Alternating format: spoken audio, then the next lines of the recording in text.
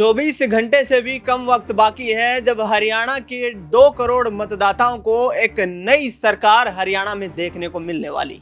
जी हाँ, जिस तरीके से पिछले लंबे समय से जबरदस्त सियासी गहमा गहमी मची हुई थी हरियाणा में विधानसभा चुनाव को लेकर के 5 अक्टूबर को 90 विधानसभा सीटों पर चुनाव संपन्न होते हैं। उसके बाद एग्जिट पोल के जो आंकड़े सामने आए उन्होंने भारतीय जनता पार्टी के शीर्ष हाईकमान समेत प्रदेश संगठन के तमाम नेताओं की नींद उड़ाकर रख दी। पिछले 10 सालों से भारतीय जनता पार्टी हरियाणा में सरकार चला रही थी। नायब सिंह सैनी, मनोहर लाल खट्टर के रूप में 2 नए चेहरों पर एक्सपेरिमेंट भी किया गया। दोनों चेहरों के कामकाज को लेकर के यहां पर भारतीय जनता पार्टी ने अपनी पीठ को थपथपाने का काम भी किया। इसके साथ साथ तमाम प्रदेश के उन मुद्दों को लेकर के बीजेपी यहां कांग्रेस पार्टी को निशाना बनाती हुई नजर आई कि आने वाले 10 साल में यदि कांग्रेस पार्टी सरकार में आती है या पिछले 10 साल का कार्यकाल उनका देखें तो फिर से वही जंगल राज हरियाणा में देखने को मिलेगा। यानी कि जाहिर तौर पर कहीं ना कहीं भारतीय जनता पार्टी की ये कोशिशें दिखाई दी कि आने वाले वक्त की राजनीति को साधने के लिए एक बार फिर से हरियाणा में हुड्डा को निशाना बनाया जाए। हुड्डा को निशाना इसलिए बनाया जाए क्योंकि हमने देखा कांग्रेस पार्टी ने जब सीट वितरण की तो उस दौरान टिकट बंटवारे को लेकर के 50% जाट यहां पर चेहरों पर दाव लगाया गया और आरोप ये लगते हुए नजर आए कि जाट चेहरों को भूपेंद्र सिंह हुड्डा की रिकमेंडेशन पर चुनावी मैदान में उतारा जा रहा है, जिसके आधार पर हरियाणा में कांग्रेस पार्टी चुनावी जीत दर्ज करना चाहती है। अब देखना यह होगा कि क्या हरियाणा में स्पष्ट बहुमत के साथ कांग्रेस पार्टी यहां पर सरकार बना पाती है। SPN 9 न्यूज पर हमने आपको एग्जिट पोल दिखाया और उन एग्जिट पोल के आंकड़ों में यहां पर पूर्ण बहुमत की सरकार कांग्रेस पार्टी की बनती हुई नजर आ रही है। तो दूसरी तरफ 3 बड़े दिग्गज नेताओं में यहां पर CM की कुर्सी को लेकर सियासी गहमा गहमी मची हुई है। कुमारी शैलजा मतदान के ठीक पहले भी जिस तरीके से दिल्ली दौड़कर आई और उन्होंने सोनिया गांधी से मुलाकात की, उसके बाद सियासी गलियारों में चर्चाएं तेज रही कि क्या कुमारी शैलजा हरियाणा कांग्रेस में कोई बड़ा खेल करने वाली है। ऐसे में जानने की कोशिश करेंगे। न्यूज रूम में मेरी मौजूदगी है और तमाम सहयोगी यहां पर मौजूद हैं जो हरियाणा की इस पिछले 1.5 महीने की राजनीति पर पैनी नजरें अपनी बनाए हुए हैं।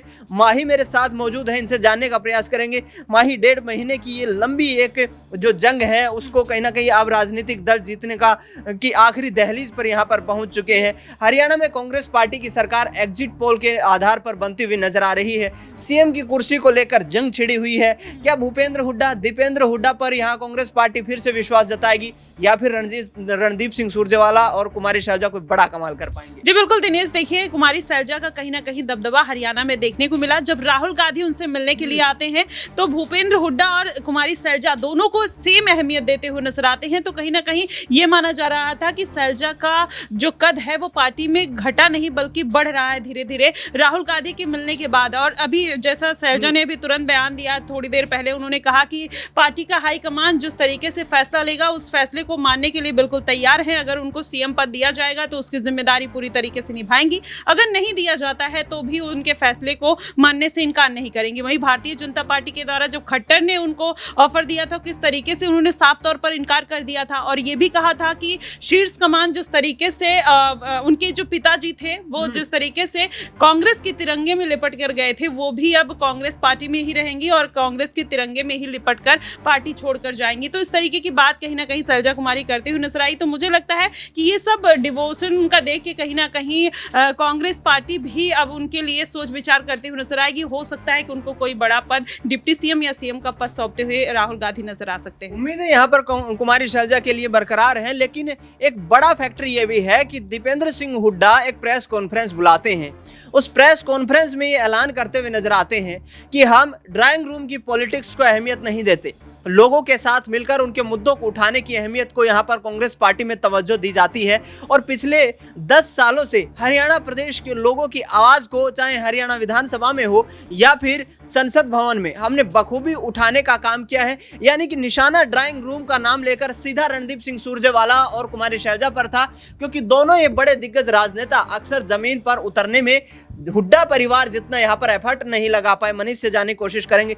मनीष, क्या कुमारी शैलजा, रणदीप सिंह सुरजेवाला, यदि कोई बड़ी जिम्मेदारी नहीं दी जाती है भूपेंद्र सिंह हुड्डा, दीपेंद्र हुड्डा की जिस तरह की कार्यशैली रही है उसको देखकर कांग्रेस पार्टी यदि इन्हीं पिता पुत्र में किसी को चीफ मिनिस्टर बनाती है तो ये दोनों चेहरे क्या कोई बड़ा कदम उठा सकते हैं? क्या पार्टी में टूट देखने को मिल सकती है? जी बिल्कुल। यहाँ पर दिनेश, आपने देखा कि किस तरह से जब कुमारी शैलजा यहाँ पर नाराजगी दिखाती हुई नजर आ रही थी भारतीय जनता पार्टी से, भूपेंद्र सिंह हुड्डा अपने आप को सीएम पद के दावेदार के तौर पर सबसे आगे मान रहे थे। और आपने भी जिस तरीके से यहाँ पर बताया कि कांग्रेस ने जो चुनावी चेहरे जो उतारे, चुनावी मैदान में जो चेहरे उतारे, उसमें से ज़्यादातर कहीं ना कहीं भूपेंद्र सिंह हुड्डा की सहमति से या उनकी मंजूरी से उतारे गए। तो स्थिति साफ है कि भूपेंद्र सिंह हुड्डा का दबदबा कायम है, पार्टी के अंदर हो, हरियाणा की राजनीति में हो। तो कहीं ना कहीं अब कुमारी शैलजा जिस तरीके से लंबे समय से नाराज चल रही थी, तो भारतीय जनता पार्टी के खेमे ने उनको अपनी तरफ खींचने की कोशिश भी की। और यहाँ नायाब सिंह सैनी और मनोहर लाल खट्टर उनके समर्थन में उतरते हुए नजर आए, और उनके समर्थन में उतरने के बाद कहीं ना कहीं वो पार्टी के अंदर आने के लिए ऑफर देते हुए नजर आए, यानी कि भारतीय जनता पार्टी में उनको शामिल करने की बातें कहते हुए नजर आए। लेकिन कुमारी शैलजा ने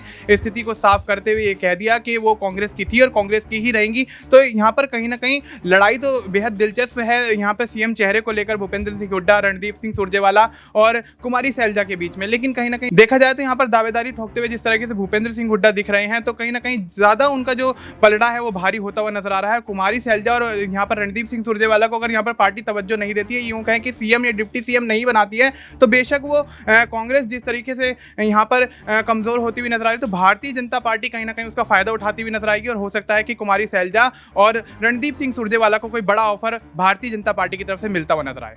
बिल्कुल, लेकिन बड़ा सवाल ये भी है कि आखिरकार बीजेपी यदि कुमारी शैलजा और रणदीप सिंह सुरजेवाला को लेकर के कोई बड़ा कदम उठाती है तो क्या भारतीय जनता पार्टी इन दिग्गज नेताओं को चीफ मिनिस्टर की कुर्सी तक पहुंचाती हुई नजर आएगी? क्योंकि लगभग लंबे समय से ये दोनों जो राजनेता हैं, ये कांग्रेस पार्टी के उन शीर्ष पदों पर अपनी भूमिकाएं निभा चुके हैं जिनकी अक्सर एक राजनेता को आवश्यकता होती है। और ऐसे में अब आने वाले वक्त में चाहे चीफ मिनिस्टर किसी को भी बनाया जाए, क्या एक पार्टी की जो कर्तव्य निष्ठा होती है उस पर कहीं ना कहीं राजनेताओं की खरा उतरना उनकी जिम्मेदारी नहीं होती? अमन जी मेरे साथ मौजूद हैं। अमन जी, जिस तरीके का बयान सामने आया है इसमें कोई शक नहीं है कि दीपेंद्र हुड्डा, भूपेंद्र हुड्डा दोनों पिता पुत्र ने ग्राउंड पर उतर करके जो मेहनत की है उतनी मेहनत शायद कुमारी शैलजा और रणदीप सिंह सुरजेवाला नहीं कर पाए। तो ऐसे में भूपेंद्र हुड्डा को चीफ मिनिस्टर बनाए जाने को लेकर यदि कुमारी शैलजा और रणदीप सिंह सुरजेवाला निराश होते हैं तो क्या पार्टी के प्रति उनकी वफादारी है, उस पर कोई सवाल खड़े होंगे? देखिए, जाहिर बात है कि इन सब चीज़ों को लेकर जब कोई पार्टी सत्ता में आती है, पावर में आती है, तो मुख्यमंत्री के नामों को लेकर चर्चा चलती है। और ये कोई पहली बार नहीं है जहाँ पर कांग्रेस पार्टी हो या फिर बीजेपी हो। उत्तर प्रदेश में आपने देखा 2017 में कई नामों पर चर्चा थी। उसमें कह सकते हैं कि वरुण गांधी तक का नाम था, केशव प्रसाद मौर्य का नाम था। और देखिए, तमाम स्थिति को भांपते हुए पार्टी फैसला करती है। और कांग्रेस पार्टी में हालांकि इस बात को लेकर कई बार देखा भी गया है कि प्रॉब्लम ज़्यादा बढ़ जाती है कि भाई मैं मुख्यमंत्री बनूँ या आप मुख्यमंत्री बने या कोई और मुख्यमंत्री बने, दल तक टूट जाते हैं, पार्टी तक दो फाड़ में बढ़ जाती है। तो ये अब कांग्रेस पार्टी को तय करना है। देखिए, जो एग्जिट पोल है और जिस तरह की हमने ये बात की उसमें लगभग जो है कांग्रेस पार्टी सत्ता में आती हुई नजर आती है। तो ऐसे में अब मुख्यमंत्री कौन होगा, इसको लेकर कांग्रेस पार्टी के अंदर सबसे ज़्यादा मंथन होने वाला है। क्योंकि आप देखिए, कल ही राहुल गांधी ने एक दलित परिवार के घर में बैठकर खाना खाया है, बात की है और तमाम तरह से वहाँ पर समय बिताया है, जो इस बात की तरफ इशारा ज़रूर कर रहा है कि क्या अब हरियाणा से कोई दलित व्यक्ति या कोई महिला सीएम होने वाला है। इसमें अशोक तंवर का नाम भी हम ऐड ऑन कर सकते हैं, क्योंकि चुनाव से ठीक पहले जिस तरह बीजेपी छोड़कर कांग्रेस पार्टी में वो शामिल हो जाते हैं। शैलजा को लेकर किरण चौधरी ने भी जो बात कही थी कि भाई अगर कोई मुख्यमंत्री बनने का कांग्रेस पार्टी में कोई हकदार है तो वो शैलजा है। तो इन सब तमाम चीज़ों को चर्चा लेकर इस बात की भी हो रही है कि भाई भूपेंद्र सिंह हुड्डा 2 बार मुख्यमंत्री बन चुके हैं, तो बेहतर होगा इस बार महिला के नाते और दूसरी बात की दलित होने के नाते शैलजा को कांग्रेस पार्टी एक तरीके से मुख्यमंत्री पद पर बैठा सकती है। हालांकि ये अभी तयशुदा नहीं है, क्योंकि अभी भी अगर मुख्यमंत्री पद की रेस कांग्रेस पार्टी में देखें तो ऐसा लगता है कि भूपेंद्र सिंह हुड्डा सबसे आगे खड़े हुए दिखाई पड़ते हैं। लेकिन देखिए, कांग्रेस पार्टी क्या तय करती है, आलाकमान क्या तय करता है, राहुल गांधी क्या तय करते हैं, क्योंकि कांग्रेस पार्टी फिलहाल बेहतर पकड़ बनाती हुई नजर आती है। क्योंकि दोनों जगह के जो एग्जिट पोल हैं, चाहे जम्मू कश्मीर की बात करें, हरियाणा की बात करें, दोनों जगह पर कांग्रेस पार्टी आगे दिखाई पड़ती है। ऐसे में अंतर कलह ना हो, पार्टी के अंदर कोई अंदरूनी कह सकते हैं कि आपस में मनमुटाव ना हो, इस चीज़ का ख्याल भी रखना पड़ेगा। तो ऐसे में